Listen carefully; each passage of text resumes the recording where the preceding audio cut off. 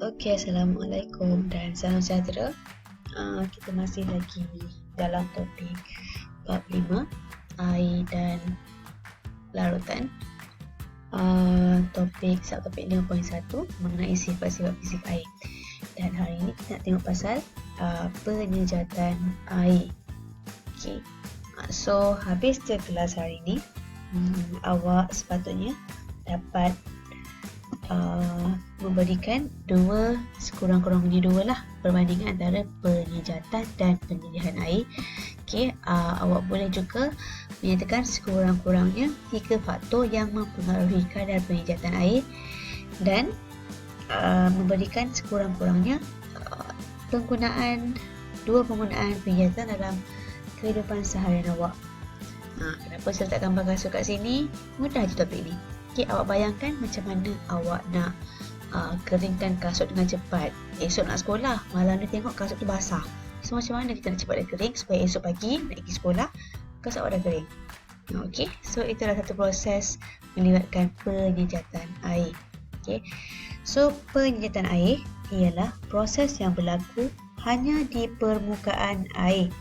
Okay, di mana proses ini menukarkan air menjadi wap air dan dia boleh berlaku pada sebarang suhu di bawah takat didih. Okey, macam awak tahu sebelum ni, takat didih air adalah pada 100 darjah Celsius. Penyejatan air boleh berlaku pada mana-mana suhu di bawah takat didih air. Tapi dia hanya berlaku di permukaan sahaja. Okey, macam nampak gambaran kat sini, molekul-molekul air di permukaan mempunyai tenaga kinetik yang lebih tinggi. Kerana dialah yang paling hampir dengan persekitaran, maka dia menyerap haba daripada persekitaran. Maka bila dia menyerap tenaga haba, maka dia mempunyai tenaga kinetik yang lebih tinggi dan boleh bergerak dengan pantas dan dapat terlepas ke udara sebagai wap air. Okey. So, apa yang sama antara penyejatan dan penyedihan? Okey, penyejatan adalah proses di mana cecair bertukar menjadi gas. Begitu juga proses pendidihan. Okey, dan kedua-dua proses ini adalah proses di mana menyerap haba. Zarah-zarah cecair itu menyerap haba. Tetapi perbandingannya pula adalah penyejatan berlaku pada sebarang suhu, mana-mana suhu bawah takat didih. Tetapi pendidihan hanya berlaku pada suhu 100 darjah Celsius.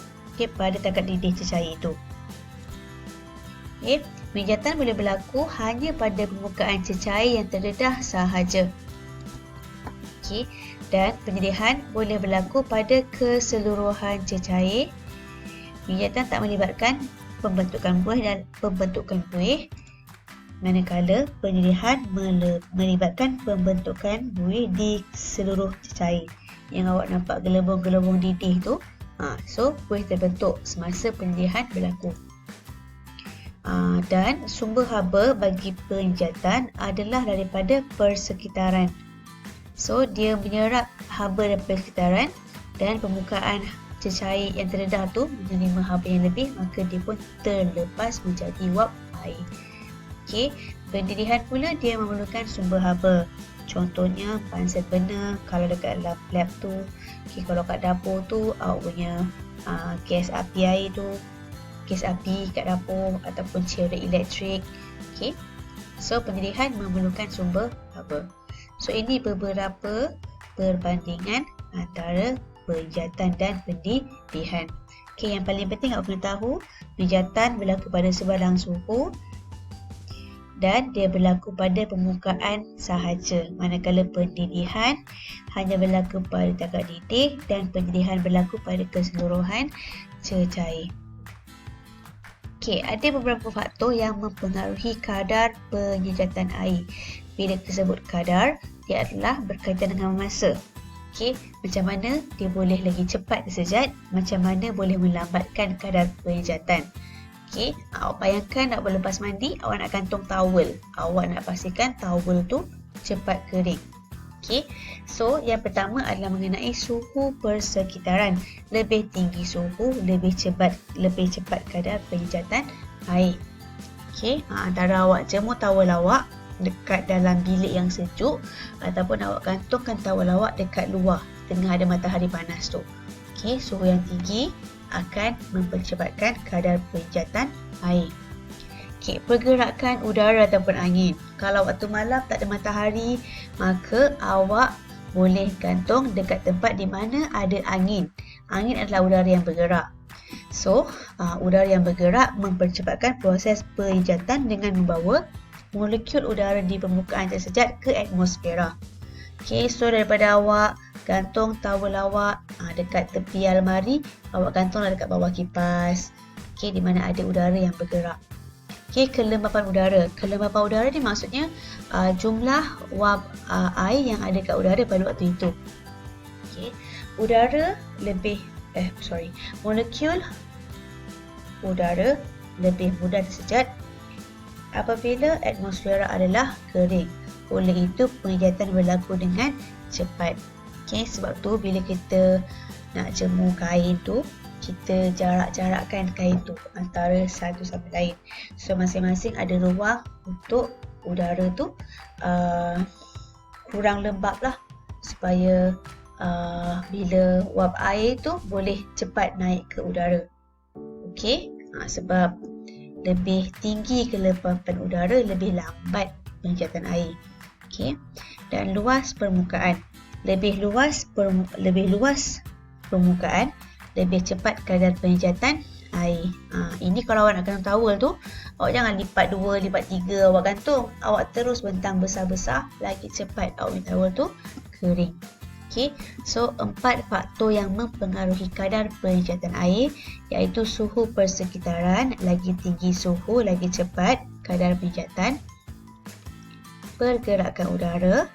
Okey, di mana bila adanya pergerakan udara yang lebih banyak, maka lagi cepat tersejatnya air. Kelembapan udara lebih rendah. Okey, bila kelembapan udara rendah, maka penghijatan akan lebih banyak berlaku. Dan luas permukaan. Lagi luas permukaan, lagi cepat kadar penghijatan air. Okey, so kat sini penghijatan air ni dia memang berlaku dalam proses kita hidup seharian. Okey, sama ada kita sedar ataupun tidak. Okey, contohnya ni nak keringkan rambut, gunakan hair dryer. Kenapa guna hair dryer? Sebab hair dryer akan menyebabkan angin bergerak laju. So, faktor yang pertama, angin. Okey, dia bergerak. Kemudian haba. Bila angin yang panas, maka lagi cepatlah rambut awak kering. Okey. So, awak nak jemur kain. Bila awak nak jemur kain tu, awak pastikan dia terdedah besar macam ni. Lagi cepat kain awak kering. Okey. Dan di mana proses-proses agriculture, kita nak buat cili kering, kita nak buat udang kering, ikan masin, semua tu kita gunakan proses penghijatan.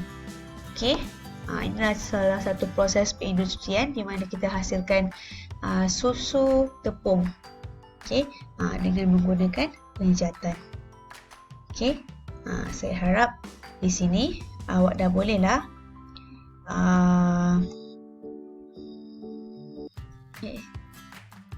Okey, so kat sini saya harap boleh bagi perbandingan antara penghijatan dan pendirian air.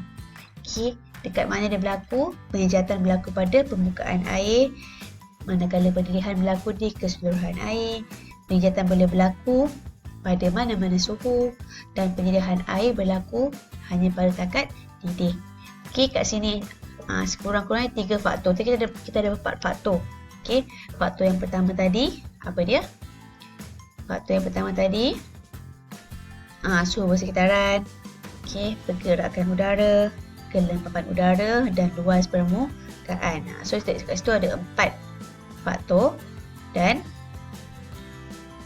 ayo. Dan sekurang-kurangnya 2 penggunaan penghijatan dalam kehidupan seharian.